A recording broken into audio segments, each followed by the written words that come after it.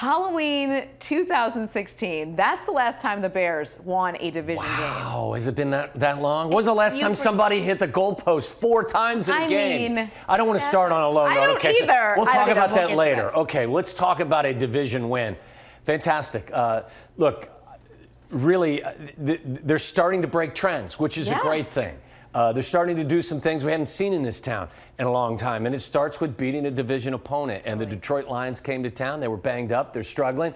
But I think what we've seen the last 3 weeks is this young team is learning how to win and win consistently. I've always said, regardless of sport, the first step towards being a really good team or a championship team is beating the teams you're supposed to beat. And outside of the Miami Dolphins this year, and that's a really difficult place to play for a lot of different reasons. And they were really young even a month ago. They're starting to do some things now that are convincing me that they're learning how to win games. And this is what you have to do. Again, we've gotten past the midway point. They've faced 3 straight opponents that they have better personnel than, games they should win, and they've done exactly that. They've racked up 3 W's in a row. And you got to credit the quarterback for that. A week ago, we were questioning just not an efficient day.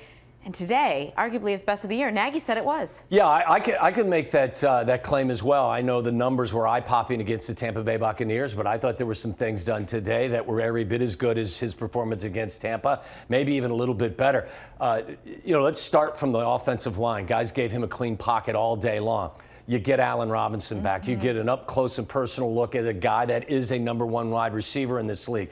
You see a guy, Anthony Miller and Trey Burton and Taylor Gabriel. These are 4 guys that weren't in this huddle last year. 4 guys that can win individual matchups. So when you get a clean pocket and you get talented wide receivers and tight ends who are going to win these individual matchups, and you get a creative head coach and play caller like Matt Nagy, what you're going to find is open receivers.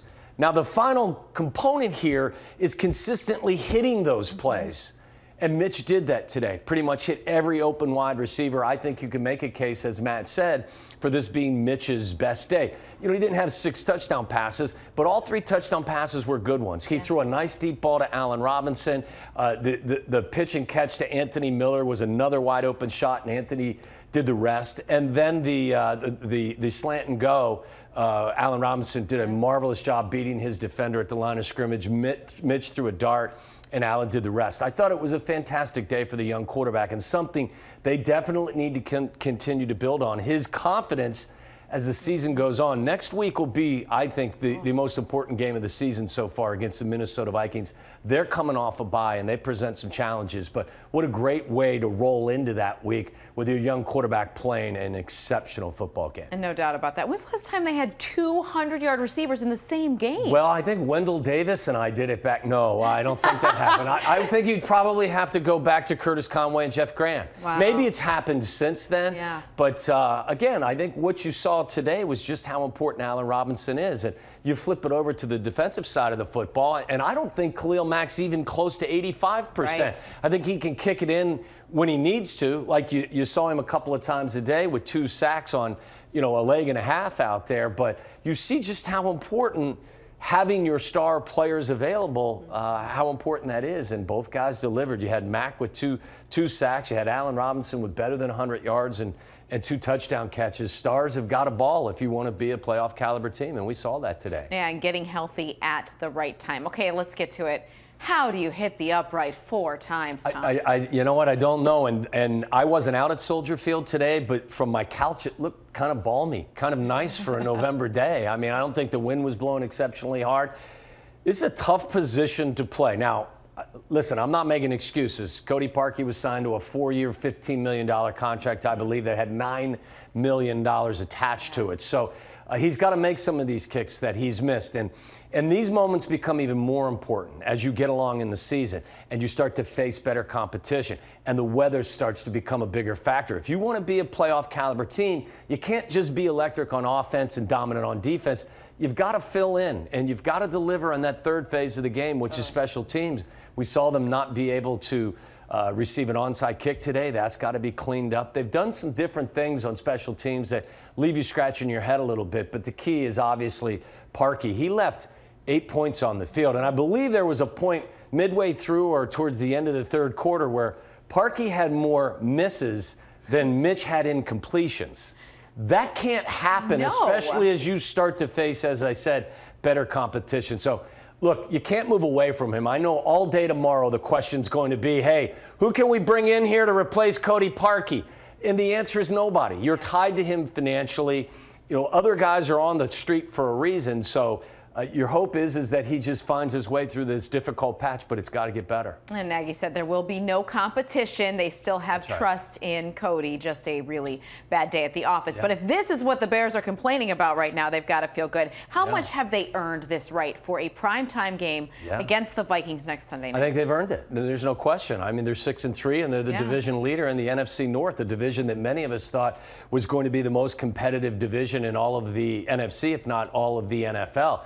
It's a brilliant young team on the rise. You've got an excellent young coach. You've got a promising young quarterback. You have one of the best defensive players in all of football, and Khalil Mack. It's a primetime team. Now, there's a lot of work to be done. I mean, let's face it, the naysayers out there, and we heard some of them this week, will tell you that the Bears haven't beaten anybody. Well, their 6 wins have come against teams, none of them who have winning records.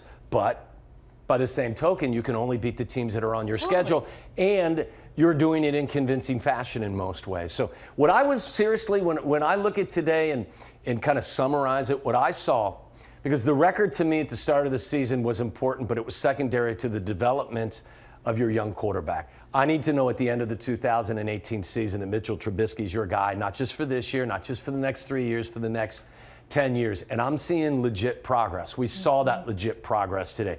We saw the kid become more accurate consistently. You see how he can buy time with his legs. You see how many creative, routes that they're dialing up on a day in and day out basis. He's going to have opportunities. Now it's just a matter of executing consistently. And the kid played a whale of a football game today, and to me, that was my greatest takeaway. I know at the beginning of the season you said you picked Minnesota to win the division, but I'm still there. I mean, the Bears are pushing for that team to beat right now. Absolutely. Look, I live in this mode where you have to, you have to beat the best to become the best, and I still believe, although they have a slightly better record, the Bears do, they're playing for first place. If they beat the Vikings, they have first place. If the Vikings beat them, the Vikings are going to have a narrow lead in the NFC North. The Vikings, I think, are the most complete team that they will face. Some would argue that the New England Patriots are that team. But the Vikings are getting healthy on defense. It's an elite group. Their head coach is a defensive-minded guy. They've upgraded themselves at the quarterback position with Kirk Cousins. Dalvin Cook is healthy. They're dynamite second-year running back. They've got 2 Pro Bowl caliber wide receivers. Their Achilles heel is their offensive line. They've had some injuries, and they haven't played as well this year. That's where this defense comes into play. Khalil Mack, another week removed from the injury. You get Leonard Floyd, who had his first sack today of the season, dialed up. You bring some pressure. Kirk Cousins is a quarterback who, as I said, upgrades his team, but he can be bothered by pressure as well. So, look, I think that the Bears I think they have the capacity, and we've stood here and said this every week, to beat everyone on their schedule. But I would say that you still have to look at the Minnesota. I do. I look at the Minnesota Vikings as still the team to beat in the NFC North. They could go a long way into proving me wrong with a win on the lakefront next week against a very good Minnesota team that's coming off the bye. Yeah, Bears got to feel confident, though. I mean, through the roof at this point, to come off a win like this heading into that big game of the season. Maybe they'll tie. Maybe they'll tie and just keep things all topsy-turvy in the NFC. Can I say this as well? I would be remiss, as 60,000 people poured into Soldier Field today to watch an NFL football game. A thank you to all of the veterans on Veterans Day, all of those that have served, those who have made the ultimate sacrifice, those that are currently serving. Thank you for all that you've done. Those are the true heroes in our society. There is no question about that, Tom. Thanks. Hey, if you like that video, be sure to subscribe to our ABC7 Chicago YouTube channel.